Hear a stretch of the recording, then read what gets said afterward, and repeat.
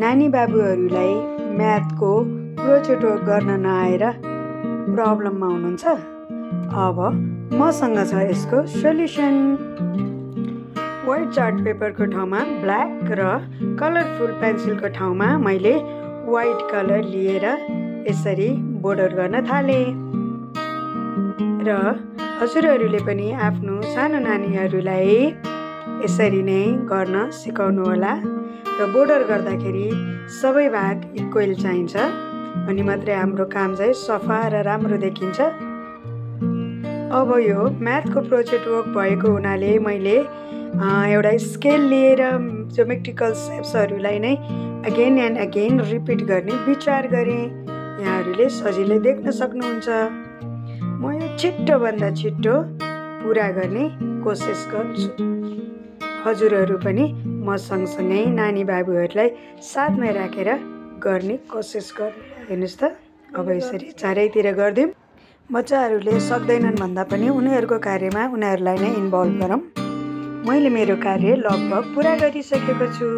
अब यो black chart paper भएको भएर म चाहिँ यसलाई डेकोरेसन गर्नको लागि चाहिँ व्हाइट पेपरलाई बक्समा काटेर यहाँ पेस्ट गर्छु, यानि फेभिकोलले पेस्ट गर्छु। त्यसको लागि हामीलाई चाहिन्छ A4 साइज पेपर र एकदमै सार्प सिजर। अब भने काटौँ है त। मसँग चाहिँ फेभिकोल र सजिलो होस् भनेर पहिला नै काटेर राखेको रेक्टेङ्गल सेपको चाहिँ मसँग तयारी पेपर छ। यसलाई टाँच्दाखेरि यहाँहरूले मिलाएर टाँच्नुपर्ने हुन्छ र अर्को साइडमा फेरि मैले त्योभन्दा अलि सानो साइजलाई टाँच्ने विचार गरेँ। अब विद्यार्थी भाइ बहिनीहरूले यसभित्र म्याथको टेबल अथवा फर्मुलाहरू लेखेर आफ्नो प्रोजेक्ट वर्कलाई प्रेजेन्टेसन गर्न सक्नुहुन्छ।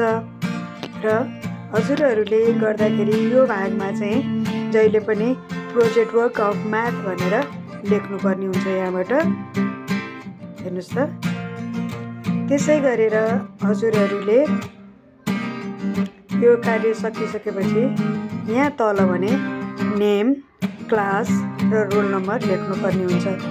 र यसरी हजुरहरूले आफ्नो प्रोजेक्ट वर्क एकदम सुन्दर तरिकाले कम्प्लिट गर्न सक्नुहुन्छ। के सिक्नुभयो त? हजुरहरूले गरिसकेपछि मेन्सन गर्न नभुल्नुहोला। Bye everyone, have a good day, see you again.